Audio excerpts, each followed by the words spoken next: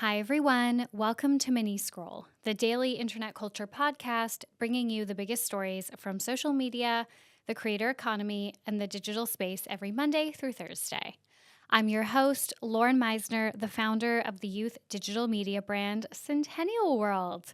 Welcome back to Mini Scroll, everyone. Happy Tuesday. Let's get right into the stories for today because I have 3 stories for you guys. The first story is that Youthforia has finally responded to the massive backlash over their foundation shade range expansion. So, for a little recap, last year, Youthforia came under fire when it released a skin tint serum foundation with a very non-inclusive shade range. The foundation had 15 shades, but the darkest was a golden brown. Off the back of criticism from the beauty community, Youthforia founder Fiona Ko-Chan made a TikTok in October, which has since been deleted. She said the brand intended to extend the shade range before the launch, but wanted to test the product out with some initial shades first. Quote, "It was always my intention to launch this as a proof of concept to see if people even liked the base formula," she said. This year, the brand launched 10 new shades of the foundation, and people got even more mad because the darkest shade, shade 600, was quite literally just jet black face paint. So this turned into a huge scandal in early May after many Black content creators made videos about this shade, noting that it didn't have an undertone, like basically at all. In fact, cosmetic chemist Javon Ford did a breakdown of the shade's ingredients, and he found that it was basically just black pigment mixed with a tiny bit of white, so essentially a dark gray foundation. No one's skin tone is dark gray. Okay, so things really took off though when the brand tried to almost make light of all of this feedback.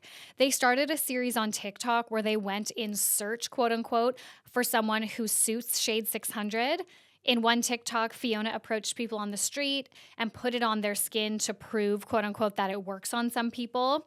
This was in direct contradiction, obviously, to what she had said previously, which I mentioned before, which is that they were requiring proof of concept that people would buy their shades before releasing them. So this got picked up everywhere. It was all over mainstream news. Now, just over a month later, Youthforia has returned with a statement addressing the backlash. They posted an Instagram story today. It's 2 slides. The first slide says, "Our commitment to providing inclusive products." The second slide, "We care about our customers, and as we continue to drive change, we are creating a new position internally dedicated to examining both our current products and those in development so we can best meet your needs." Okay, so when you go to their website, they have like a values page, as they mentioned in that post.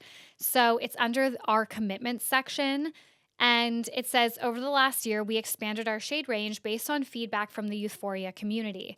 Inclusion is a lifelong pursuit, and we are continuing to listen to community members and industry experts to help drive meaningful change across our industry." And then they also say, "We have created this new role." So nowhere so far in here is, an apology or even kind of like a direct address of what happened.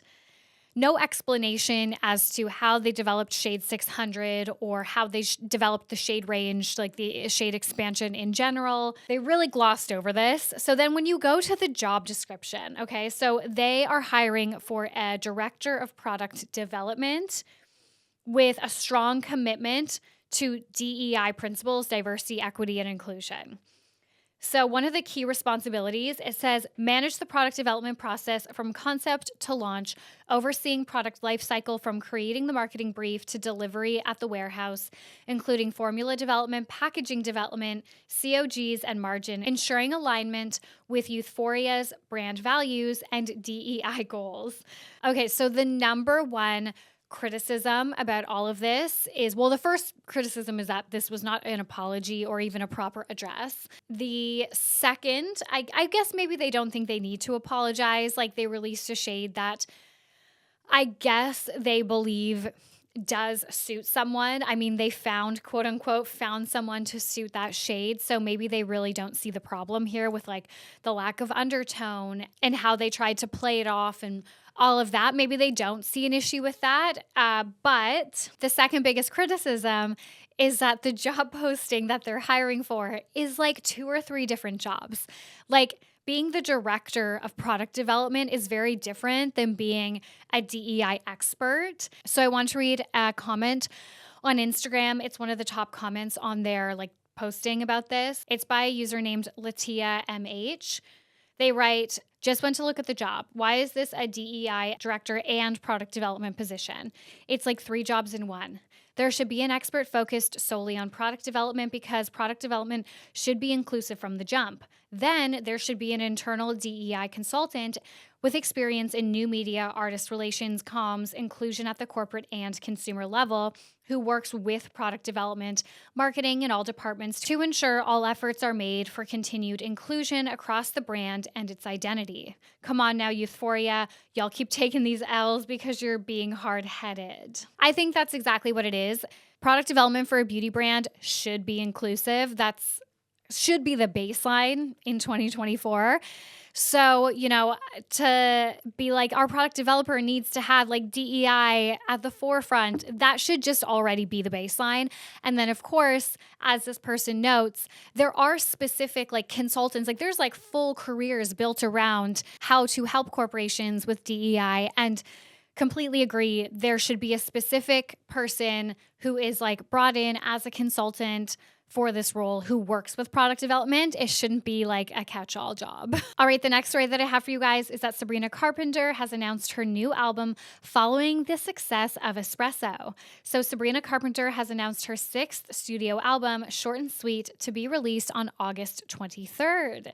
Espresso, which is, the actual bop of the year, is the title single.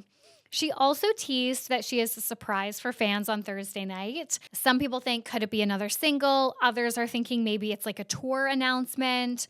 But I don't know if artists release tickets before an album has been released. I feel like no. I'm thinking a single, but I don't know enough about Sabrina Carpenter's artistry lore to have, I think, a real opinion on that. But I'm very, very excited, and I'm looking forward to see what direction she goes in. Annabelle said to me today, Sabrina Carpenter is in her pop girly sellout era in a good way, and I totally agree. She really needed that bubblegum pop hit like Espresso to just shoot her to superstardom after the Eras tour, because she was already on that way and becoming more popular, and Espresso has just shot her into the stratosphere. So if she brings us a bubblegum pop bop album, that will solidify her, and then she can release, kind of those heartier, more meaningful, more ballad type songs that she's a little bit more known for, I would say, or that at least that has been part of her discography for longer. But yes, I'm so excited. Espresso is amazing. She's amazing. She was so good on the Eras tour. Oh my God, she commands a stage. It was unreal. She was up there with just her band behind her, no backup dancers, really no frills. And it was such a performance. She is truly a performer. All right. And the last story that I have for you guys is that X has announced, as in Twitter, has announced that it will soon allow adult content on the platform. So in a new blog post, X wrote, quote, "You may share consensually produced and distributed adult nudity or sexual behavior, provided it's properly labeled and not prominently displayed. We believe that users should be able to create, distribute, and consume material related to sexual themes as long as it is consensually produced and distributed. Sexual expression, whether visual or written, can be a legitimate form of artistic expression." They say we balance this freedom by restricting exposure to adult content for children or adult users who choose not to see it. And then, of course, they kind of talk about how they ban other types of content that would harm minors and things like that. This is so interesting. It's giving last-ditch attempt at bringing users back to X, because when Tumblr banned nudity, that obviously just shook the internet and it destroyed Tumblr. So I think maybe the theory here is that X is open to being, or trying to be, somewhat of the new Tumblr, or get at least some of that audience. I think maybe this is also an attempt to, I was going to say build community on X, but I actually don't think that's what it is. I think it's an absolute play for more users. It's no surprise X is absolutely floundering under Elon Musk. It's really sad to see how he's completely destroyed the platform and maybe take a little bit of the traffic that, would exist on Tumblr, and maybe they'll go to X.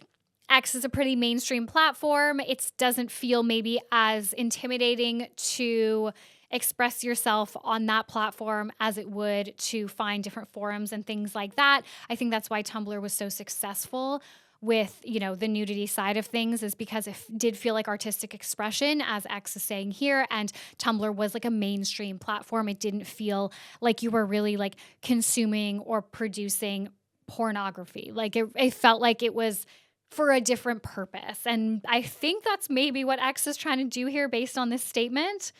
I don't think it'll work. X is literally just this platform filled with losery blue check men that are on this like feedback loop with each other of talking about how great they are and how Elon Musk is the best. And it's just like brain rot over there times 1,000. It's almost unusable.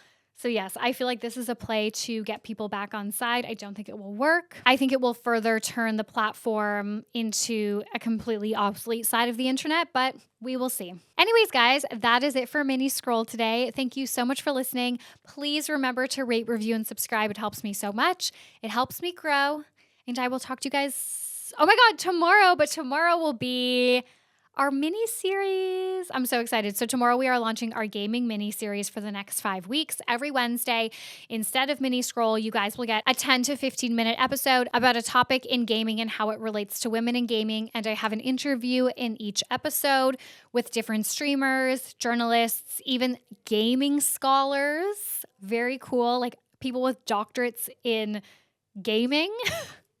So it's very cool. I'm excited for you guys to hear that. So the first episode will go live tomorrow. Anyways, guys, that's it. Bye.